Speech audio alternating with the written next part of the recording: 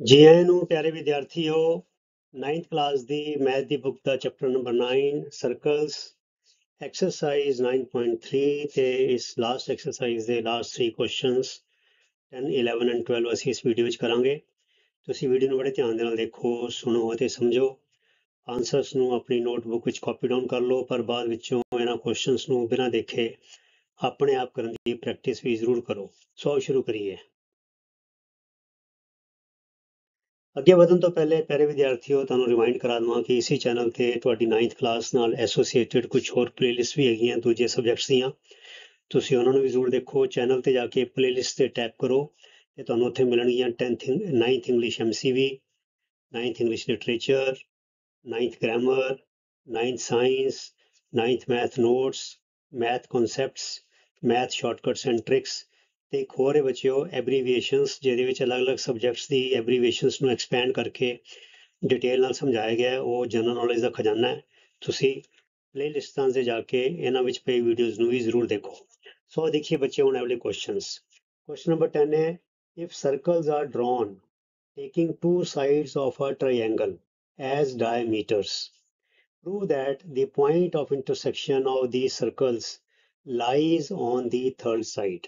ਸੋ ਇੱਕੋ ਹੀ ਸੈਂਟੈਂਸ ਹੈ ਬੱਚਿਓ, ਬੜੇ ਧਿਆਨ ਦੇ ਨਾਲ ਹੌਲੀ ਹੌਲੀ ਕੁਐਸਚਨ ਨੂੰ ਪੜ੍ਹਨਾ ਤਦ ਸਮਝ ਆਏਗਾ। ਕਹਿੰਦੇ ਦੇਖੋ, if circles are drawn taking two sides of a triangle as diameters, ਇਹਦਾ ਮਤਲਬ ਕੀ ਹੈਗਾ, ਇੱਕ ਹੈ ਜਿਹੜੀ ਡਾਇਮੀਟਰ ਹੋ ਜਾਏਗੀ ਤੇ ਇੱਕ ਹੈ ਡਾਇਮੀਟਰ ਹੋ ਜਾਏਗੀ ਤੇ ਥਰਡ ਸਾਈਡ ਹੋ ਜਾਏਗੀ ਤੇ ਜਿਹੜੀ ਡੀ ਹੈਗਾ ਇਹ ਇੰਟਰਸੈਕਸ਼ਨ ਹੋ ਜਾਏਗਾ, point of intersection of two circles.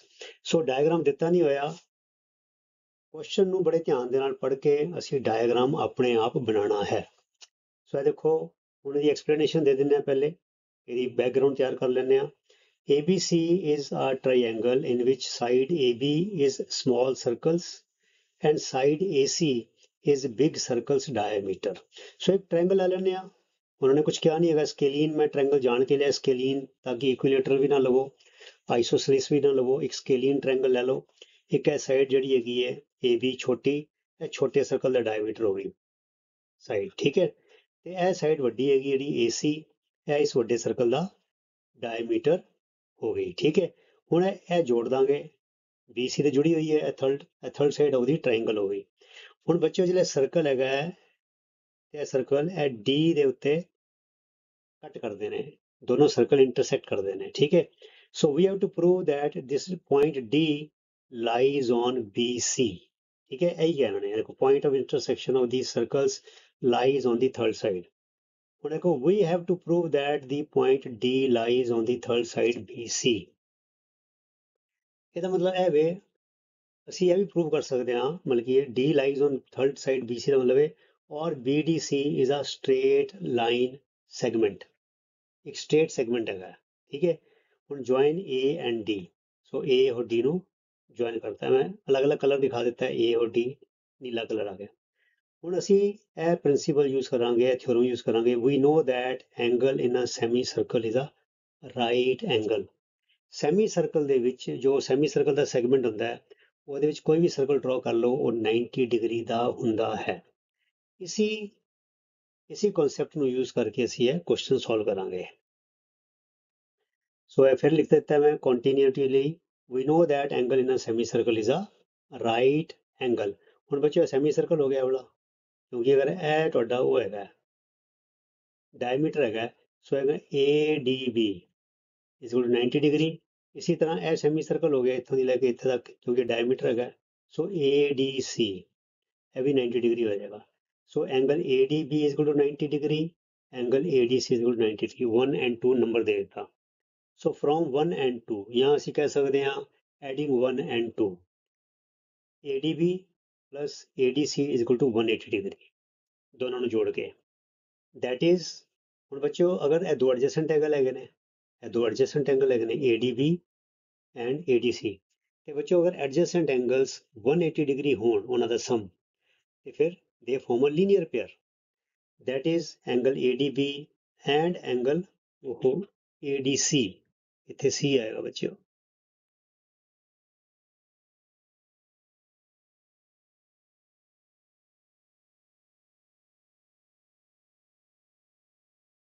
So ADB and ADC form a linear pair. ਤੇ ਜੇ ਲੀਨੀਅਰ ਪੇਅਰ ਫਾਰਮ ਕਰਨੇ ਯਾਨੀ ਕਿ BDC is a straight line segment. मतलब इको यानी कि B, D और C they lie on the same line. Or D, the point of intersection of the two circles lies on the side BC. Hence proved. है साडा कितना simple सी बच्चों.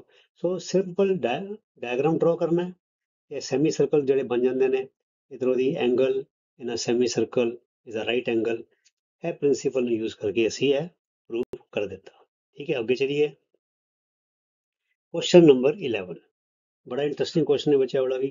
कहते ABC and ADC are two right triangles. Right triangles question ਨੂੰ ਧਿਆਨ ਨਾਲ ਪੜਨਾ ਹੈ. राइट ट्राइंगल्स मींस मतलब कि angles one angle in each of these two triangles is 90 degree with common hypotenuse. hypotenuse common ਹੈਗੀ ਹੈ AC. ਠੀਕ ਹੈ. prove that angle CAD is equal to angle CBD. ਬੜਾ ਇੰਟਰਸਟਿੰਗ ਕੁਐਸਚਨ ਹੈ. ਇਹਦੇ ਵਿੱਚ ਵੀ ਬੱਚੇ ਕੋਈ ਡਾਇਗਰਾਮ ਨਹੀਂ ਦਿੱਤਾ ਹੋਇਆ, ਪਰ ਬੱਚਿਓ ਇਹਦੇ ਦੋ ਆਪਸ਼ਨਸ ਬਣ ਸਕਦੀਆਂ ਨੇ. ਦੇਖੋ ਮੈਂ ਲਿਖਿਆ ਦੋਨੋਂ ਡਾਇਗਰਾਮ ਅਸੀਂ ਬਣਾਣੀ ਹੈ ਤੇ ਦੋਨੋਂ ਡਾਇਗਰਾਮ ਬਣਾਣੀ ਹੈ ਤਾਂ ਹੀ ਪੂਰੇ ਨੰਬਰ ਮਿਲਣਗੇ. ਸੋ ਮੈਂ ਇਹਦਾ ਲਿਖ ਦਿੱਤਾ ਸਟਾਰਟਿੰਗ ਚ. triangles can be on the same side of the hypotenuse AC or on either side of it. ਇਹ ਦੇਖੋ ਇਹ AC hypotenuse ਹੈ, ਇੱਕ ਰਾਈਟ ਟ੍ਰਾਇੰਗਲ ABC ਬਣ ਗਿਆ, ਇੱਕ ਰਾਈਟ ਟ੍ਰਾਇੰਗਲ ADC ਬਣ ਗਿਆ. ਇਹ ਹੈਗਾ ਇੱਕੋ ਸਾਈਡ ਦੇ.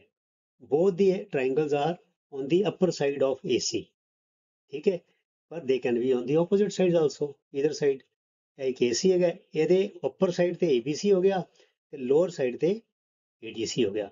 ਸੋ ਅਸੀਂ ਦੋਨੋਂ ਡਾਇਗਰਾਮ ਬਣਾਣੇ ਨੇ ਤਾਂ ਹੀ ਪੂਰੇ ਨੰਬਰ ਮਿਲਣਗੇ. ਸੋ ਇਹ ਦੋਨੋਂ ਪੋਸੀਬਿਲਿਟੀਆਂ ਨੇ ਕਿ triangles can be on the same side of the hypotenuse AC or on either side of it.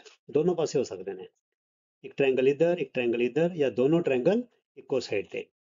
ਫਰਕ ਕੋਈ ਨਹੀਂ ਪਏਗਾ, ਆਨਸਰ ਸੇਮ ਆਏਗਾ, ਪ੍ਰੂਫ ਵੀ ਸੇਮ ਰਹੇਗਾ, ਬਟ ਇਹ ਦੋਨੋਂ ਆਪਸ਼ਨ ਸਾਨੂੰ ਧਿਆਨ ਚ ਰੱਖਣੀਆਂ ਪੈਣਗੀਆਂ.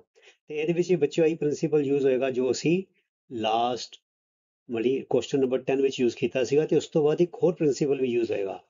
We know that angle in a semicircle is a right angle. ਤੇ ਬੱਚਿਓ ਅਗਰ ਰਾਈਟ ਐਂਗਲ ਹੈਗਾ ਇਹ ਦੇਖੋ ਇਹ ਅਗਰ ਇਹ ਰਾਈਟ ਐਂਗਲ ਹੈਗਾ, ਇਹ ਹਾਈਪੋਟੇਨਿਊਜ਼ ਹੈ, ਇਹਦਾ ਕੀ ਹੈ ਸੈਮੀ ਸਰਕਲ ਬਣੇਗਾ. ਫਿਰ ਇਹ ਸੈਮੀ ਸਰਕਲ ਬਣੇਗਾ. that is AC is the diameter of that circle which passes through the vertices B and D. ਅਗਰ ਮੈਂ AC ਨੂੰ ਡਾਇਮੀਟਰ ਲੈ ਕੇ ਸਰਕਲ ਡਰਾ ਕਰਾਂਗਾ ਤੇ ਉਹ B ਔਰ D ਤੋਂ ਇੱਥੇ B ਔਰ D ਤੋਂ ਪਾਸ ਹੋ ਕੇ ਜਾਏਗਾ, ਤਾਂ ਹੀ ਤਾਂ ਸੈਮੀ ਸਰਕਲ ਬਣੇਗਾ. ਇਸੇ ਕਰਕੇ ਤੇ ਬੱਚਿਓ ਇਹ ਹਾਈਪੋਟੇਨਿਊਜ਼ ਹੈ ਤੇ ਇਹ ਤੁਹਾਡਾ ਕੀ ਹੈਗਾ 90 ਡਿਗਰੀ ਐਂਗਲ ਹੈ. ਇਹ ਵੀ 90 ਡਿਗਰੀ ਹੈ, ਇਹ ਵੀ 90 ਡਿਗਰੀ ਹੈਗਾ. ਠੀਕ ਹੈ ਨਾ. ਨਾਓ ਡਰਾ circle taking AC as diameter. join B and D ਤੇ B and D ਨੂੰ join ਕਰ ਦਵੋ. ਆਓ ਦੇਖੀਏ ਹੁਣ ਅੱਗੇ. ਸੋ ਮੈਂ join ਕਰ ਦਿੱਤਾ B ਔਰ D ਨੂੰ ਤੇ ਸਰਕਲ ਡਰਾ ਕਰ ਦਿੱਤਾ. ਦੇਖੋ ਇਹ ਸਰਕਲ ਬਣ ਗਿਆ, ਇਹ ਸਰਕਲ ਬਣ ਗਿਆ. ਦੇਖੋ it is passing through B and D. it is passing through B and D. ਕਿਉਂ? we know that angle in a semicircle is a right angle. So we have to prove that angle CAD ਇਹ ਵਾਲਾ CAD is equal to CBD ਜਾਂ CAD is equal to CBD. ਇਹ prove ਕਰਨਾ ਆਪਾਂ. ਠੀਕ ਹੈ. ਸੋ ਹੁਣ ਸੈਕੰਡ ਪ੍ਰਿੰਸੀਪਲ ਯੂਜ਼ ਹੋਏਗਾ. we know that angles in the same segment of a circle are equal. ਇਹ ਲਿਖਣਾ ਪਏਗਾ ਜ਼ਰੂਰ. ਪਹਿਲਾਂ ਅਸੀਂ ਲਿਖੀ statement we know that angle in a semicircle is a right angle. ਤੇ ਦੂਜਾ ਲਿਖਣਾ ਹੈ we know that angles in the same segment of a circle are equal. now angle CAD and angle CBD ਜਿਹੜੇ ਅਸੀਂ prove ਕਰਨੇ ਨੇ, ਇਹ ਕਿਹੜੇ ਐਂਗਲ ਨੇ? are angles in the same segment subtended by the chord CD. ਇਹ ਦੇਖੋ ਇਹ chord CD ਹੈਗੀ ਹੈ ਤੇ ਇਹ ਸੈਗਮੈਂਟ ਬਣ ਗਿਆ ਵਾਲਾ ਸੈਗਮੈਂਟ, ਤੇ ਇੱਥੇ CD ਨੇ ਇੱਕ ਐਂਗਲ ਬਣਾਇਆ ਤੇ ਦੂਜਾ ਐਂਗਲ ਬਣਾਇਆ. they are in the same segment, equal ਹੋ ਗਏ. ਇਸੇ ਤਰ੍ਹਾਂ ਇਹ CD ਹੈਗੀ ਹੈ, ਇਹਨੇ ਇੱਕ ਐਂਗਲ ਬਣਾਇਆ CBD ਤੇ ਕਿੰਨੇ ਐਂਗਲ ਬਣਾਇਆ CAD subtended by chord CD.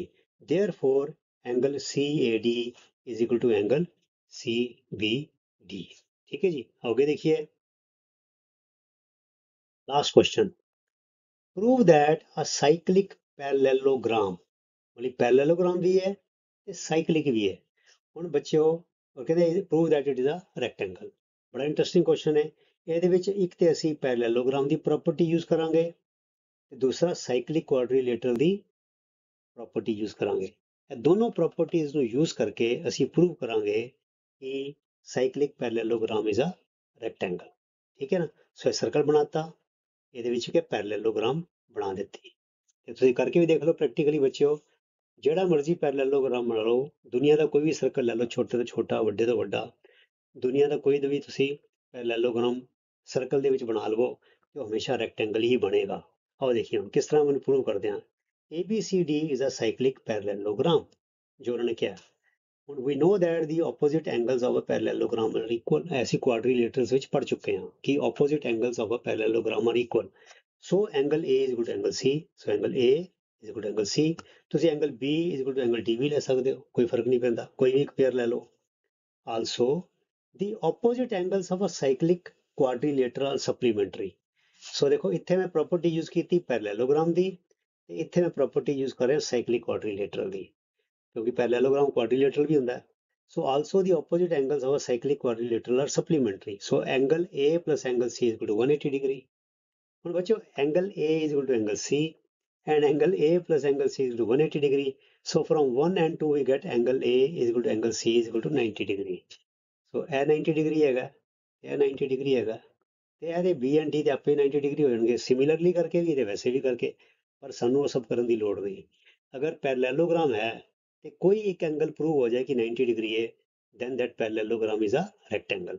ਸੋ ਇੱਥੇ ਲਿਖਾਂਗੇ we know that if an angle of a parallelogram, if an angle, ਕੋਈ ਵੀ angle is a right angle, then the parallelogram is a rectangle. ਬਸ ਇਹ ਲਿਖ ਕੇ therefore ABCD is a rectangle, hence proved. ਸੋ ਇਹ ਸੀ ਪਿਆਰੇ ਵਿਦਿਆਰਥੀਓ ਤੁਹਾਡੀ exercise 9.3 ਦੇ last 3 questions. ਇਸ video ਦੇ ਨਾਲ ਤੁਹਾਡੀ ਐਕਸਰਸਾਈਜ਼ ਵੀ ਇੱਥੇ ਖਤਮ ਹੁੰਦੀ ਹੈ ਤੇ ਨਾਲ ਦੇ ਨਾਲ ਤੁਹਾਡਾ ਚੈਪਟਰ ਜਿਹੜਾ ਹੈ ਸਰਕਲਸ ਵਾਲਾ ਉਹ ਵੀ ਇੱਥੇ ਹੀ ਖਤਮ ਹੁੰਦਾ ਹੈ, ਫਿਨਿਸ਼ ਹੁੰਦਾ ਹੈ, ਸਮਾਪਤ ਹੁੰਦਾ ਹੈ। ਤੇ ਤੁਸੀਂ ਇਸੇ ਤਰ੍ਹਾਂ ਨੇਮ ਨਾਲ, ਉਤਸ਼ਾਹ ਨਾਲ, ਅਨੁਸ਼ਾਸਨ ਨਾਲ ਆਪਣੀ ਪੜ੍ਹਾਈ ਕਰੀ ਚਲੋ ਤੇ ਅਗਲੇ ਵੀਡੀਓ ਤੱਕ ਲਈ ਰੱਬ ਰਾਖਾ। ਤੁਹਾਡਾ ਸਾਰਿਆਂ ਦਾ ਬਹੁਤ ਬਹੁਤ ਧੰਨਵਾਦ।